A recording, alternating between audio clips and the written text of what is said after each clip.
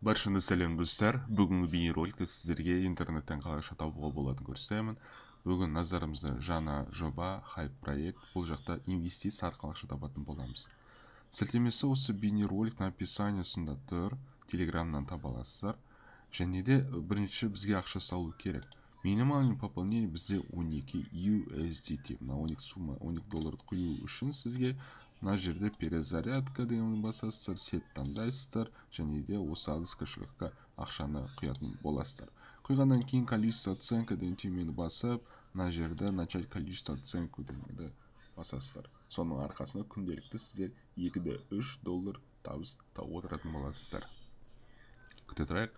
Сосын обратный счетчик біткеннен кейін сіздер келесі табыстарыңызды ала аласыздар. Отзывать деген түймені басамын. Мына жақта сумманы енгіземін.